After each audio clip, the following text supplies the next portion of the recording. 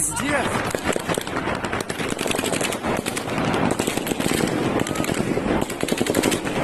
Пизда! Чисто...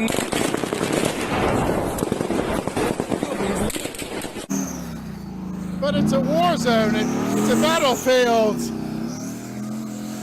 Tanks and heavy armaments just about everywhere.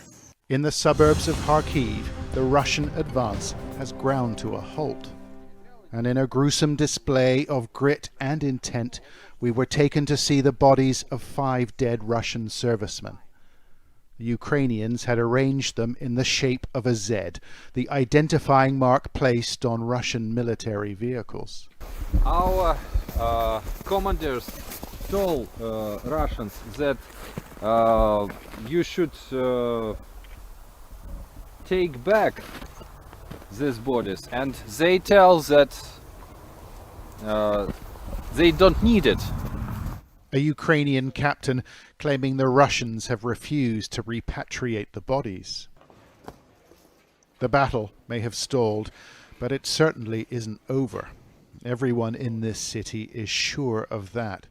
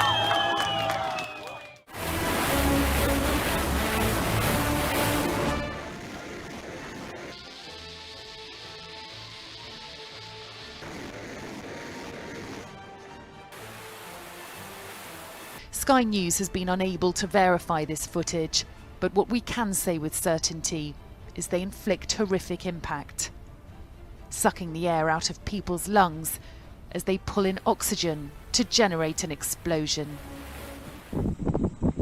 Many felt it was a matter of time before these bombs were used in Ukraine. The destroyed city of Mariupol, a clear example. Russia appears to have no boundaries.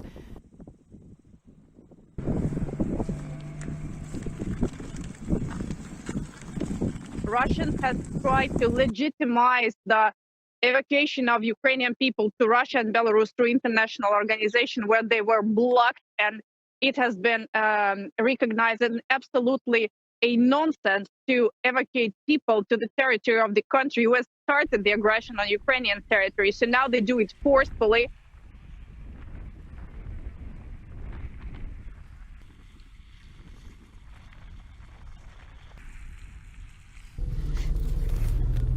I was hugging my mom and trying to hold back my tears.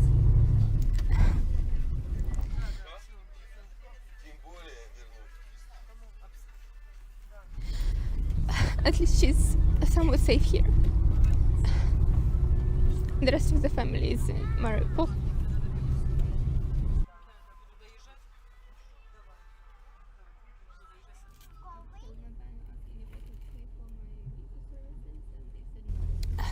We were talking to my grandma on the 1st of March.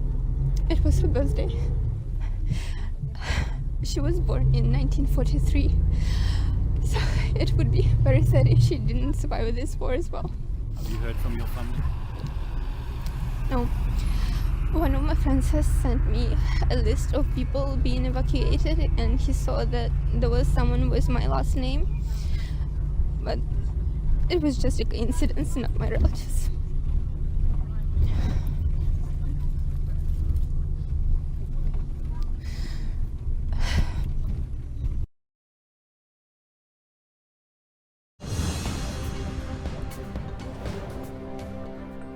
After more than 3 weeks of fighting, Russian forces have yet to take control of Ukraine's capital or any major city. And now Ukrainian forces say they have retaken an important suburb of the capital from Russian forces.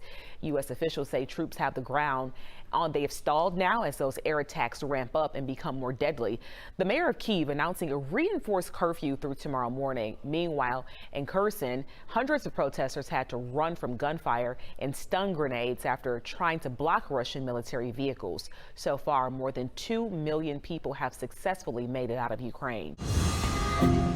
It's February 24th, 2022. Russian forces crossed the border into Ukraine. They're following orders from President Vladimir Putin. People here were packing up, trying to leave. A war unfolds that may fundamentally alter the global geopolitical order. Olaf Scholz, the German Chancellor, calls this Putin's war. He says the bloodshed must stop. European states are forced to react. This absolutely is a quantum leap for the European Union because they had to acknowledge that all their political doctrines, their ideologies and their beliefs throughout the last 10, maybe even 20 years were simply wrong. Deutsche Welle correspondents cover the war from day one. This is their account.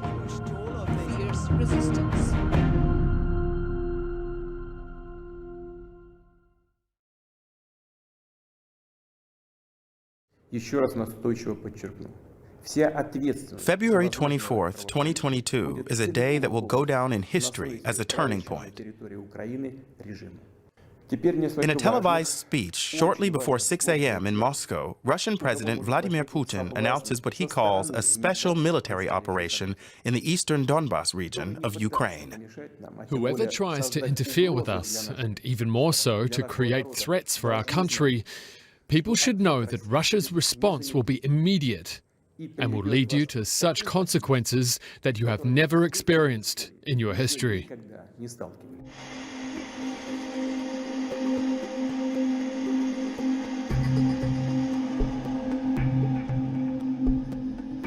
Just before, I've been hearing once again sirens blaring. We have heard that quite often today. In fact, for the very first time, shortly after the first explosion hit here around 4 a.m. or shortly after Vladimir Putin declared, quote, a military operation against Ukraine.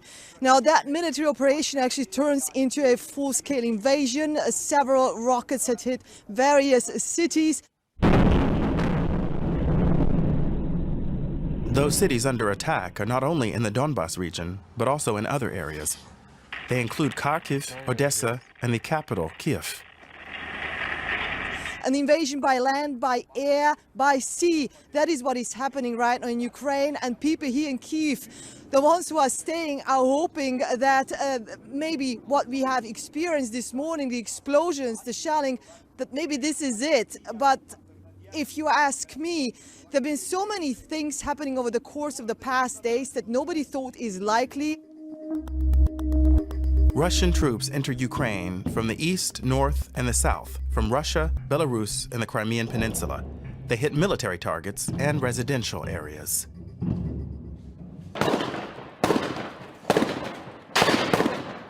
Explosions are heard in many parts of the country, shellings and reports of people being injured and killed. Now, the problem is we cannot verify this information, so I can only tell you, in fact, what I've been experiencing this morning, and that was a very, very critical situation. People here were packing up, trying to leave. Desperate people trying to flee the areas under attack.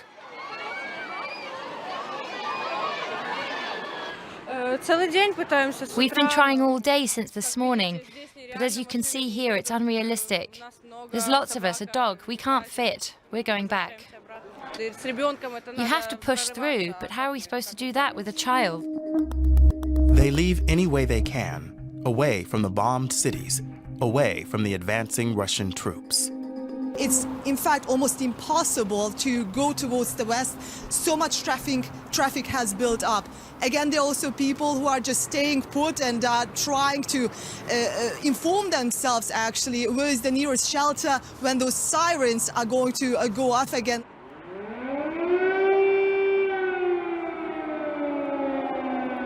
But while the terror is working, it soon becomes clear that Russia's assault is not going as planned. The attack on the ground stalls.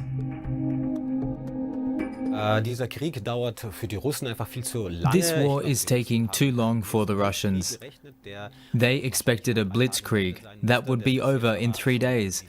But this is the second week already, or rather, it's been longer than 2 weeks. They haven't achieved great military success. The big cities are partly destroyed, but are not conquered, and the Ukrainians are of course playing for time. The longer the war lasts, the more weakened the Russian army becomes. Pictures that we're seeing of tanks, Russian tanks, basically stranded on the street, meaning possible, obviously, that they do run out of fuel, just like anyone else, by the way, right now. So the fact that we're seeing mostly rocket attacks on the city at the moment is an indication, I think, that a ground assault is proving more difficult and is not perhaps likely in the immediate future. The Russian army fires hundreds of rockets on Ukraine's cities and people. Casualty numbers rise quickly. We spoke to military experts to identify what kind of attack was happening here, and they told us that this is most likely a cluster bomb. Now, the only other weapon it could have been would have shown larger explosions closer to the surface of the building. Now, the problem with cluster bombs is that they indiscriminately harm civilians and enact devastation, especially in urban settings such as this one. And so when war crimes investigators, when they start seeing the use of cluster bombs in a conflict, it usually signals a sign that, you know, there's quite possibly war crimes being committed here, and in this case, in Ukraine.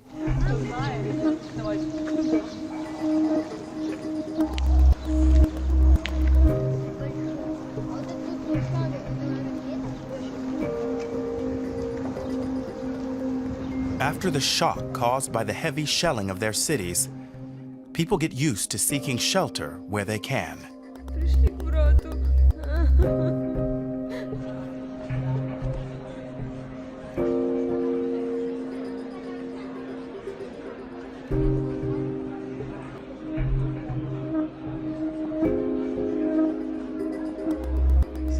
I think most people here in Kiev have spent the night underground, either in cellars or air raid shelters.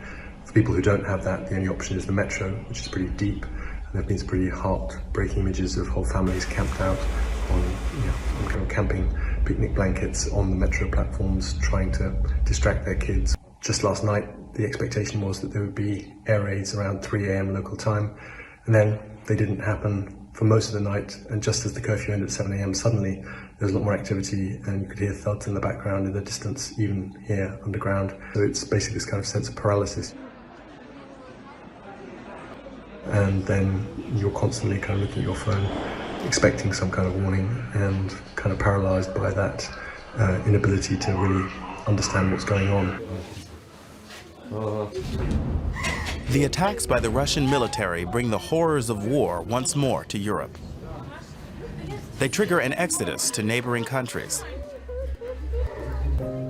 Except the men. Men between 18 and 60 are not allowed to leave. They have to stay to potentially defend their country. It's very sad. It's very hard to let go of a loved one because you know that it's hard there. There is military action, and my father could die at any moment. People have left Kharkiv, but it is very difficult to get out of there under constant shelling, and the capacities are very limited of these trains. And so there are quite a few places now where suffering is really, really big now. In an unexpected turnaround, many ordinary Ukrainians resist, some by blocking roads with their bodies, others by taking up arms. And I have to say that I was totally in awe to speak with those soldiers who used to be just 2 weeks ago. They used to have just normal jobs, and now they are ready to give their lives for their country. And I've been told by so many of them that they believe that Ukraine will prevail, and they believe that the evil, as they call Russia and Russian troops here in Ukraine, that they cannot defeat the will of the people to defend their country. So it's really impressive and almost so difficult to come to terms how their lives have changed over the course of the last week. That they had to give up their normal lives, and they are now ready to protect their country. The Ukrainian parliament approved a draft law allowing all citizens to use weapons to fight the Russian attack. Russians can enter Kyiv, but they're not going to leave again. They're all going to burn here. This is one of the roads that lead directly into the territories that the Russian army is already occupying, and the people here are preparing for an attack from that side.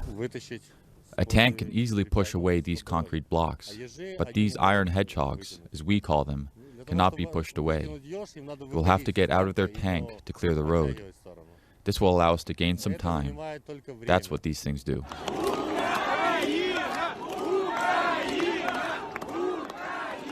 The Ukrainian resistance unfolds on different levels, on the streets and across all manner of social media. We've seen some pretty extraordinary images on social media of protests going on in spite of that Russian military occupation going on there. People coming out unarmed with flags, getting up on tanks, demanding the return of their elected officials. Вообще эта война уже стала гуманитарной катастрофой, потому что идут бомбардировки жилых кварталов, потому что уже больше 2 миллионов беженцев из Украины.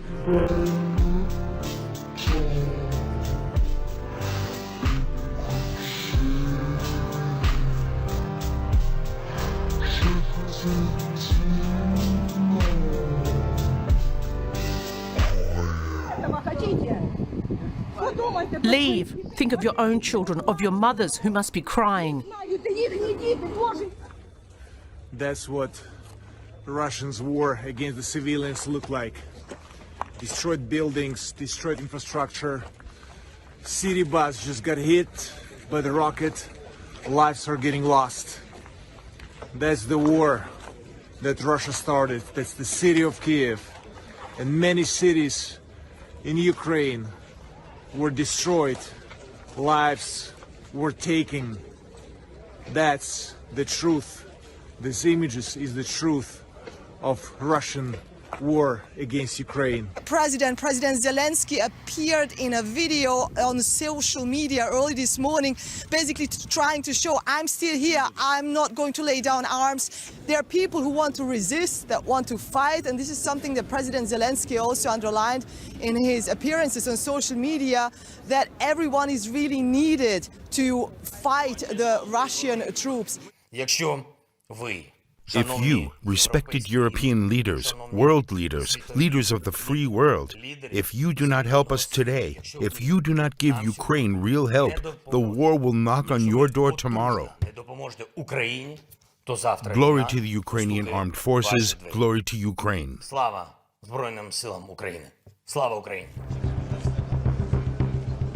The European Union and NATO are in the middle of drastically reshaping their policies.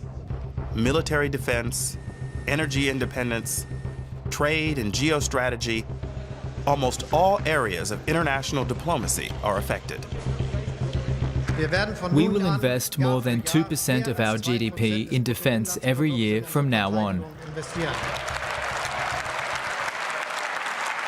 The German government really has performed a 180-degree turn on its policy. Olaf Scholz, the German Chancellor, calls this Putin's war. He says the bloodshed must stop, and he says there can be no taboos anymore. This must be sanctioned. This must be punished. Now, of course, this is something where Germany was late, and many people still criticize that. But this is also not just a Ukraine crisis, is the message here from the German government. This is potentially about defending something much bigger, about European values.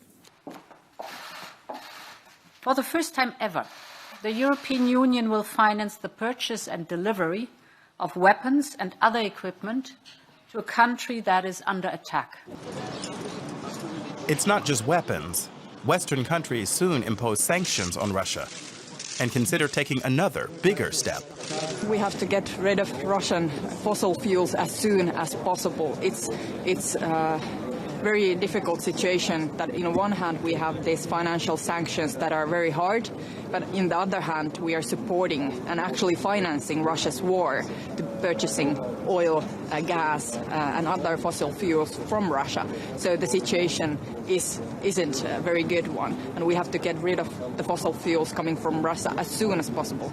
This absolutely is a quantum leap for the European Union, because they had to acknowledge that all their political doctrines, their ideologies and their beliefs throughout the last 10, maybe even 20 years were simply wrong. Russia and the West are strongly bound by economic ties. Russia has long been a major provider of oil and gas to Europe, with some countries very heavily reliant on these imports, for private consumption as well as for the industrial sector. Europe, on the other hand, is one of the main suppliers of machinery, vehicles, and technology that Russia badly needs. Cutting these ties is seen as the best way to try to stop the war.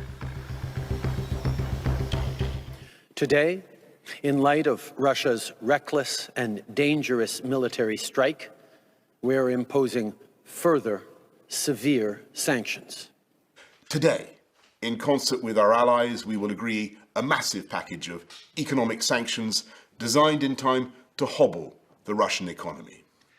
Today, I'm announcing the United States is targeting the main artery of Russia's economy. We're banning all imports of Russian oil and gas and energy. That means Russian oil will no longer be acceptable at U.S. ports, and the American people will deal another powerful blow to Putin's war machine. The ban aims to weaken Russia's economy even more. Rahila, Biden said that they want to keep pressure on President Putin and his war machine, and President Biden said that he doesn't want to subsidize this war.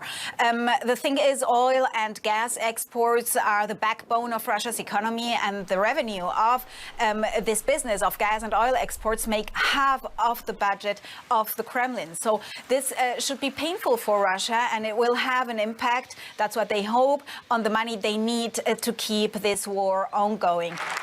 But while the U.S. bans Russian oil and gas, some European countries, like Germany and the Netherlands, hesitate. Their citizens and industries depend heavily on Russian fossil fuels. The sanctions hit ordinary Russians quickly, but some analysts doubt they'll be enough to force Vladimir Putin to stop the war in the short term. Well, let me say that in my view, of course, people who are dealing with economic and financial issues within the Russian government should assess the implication of this military operation. They should have a clear understanding of sanctions and what sanctions might mean for the Russian economy, for the Russian financial system. But as we hear from Vladimir Putin and other leaders in the Russian government, they argue that sanctions are unavoidable, that it really doesn't matter what Russia can do or what it will not do. Sanctions will be there because the West is hostile to Russia, and it wants really Russia to disappear from the map of the world. Russians are badly hit by inflation and the free fall of the ruble. At the same time, security forces try to quash any form of protest.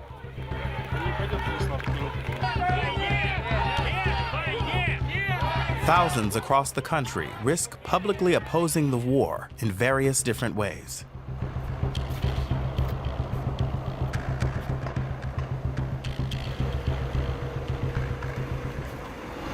I'm ready to drop on my knees before each Ukrainian soldier. Please forgive us. From my point of view, this war is inexplicable. And people are dying on each side.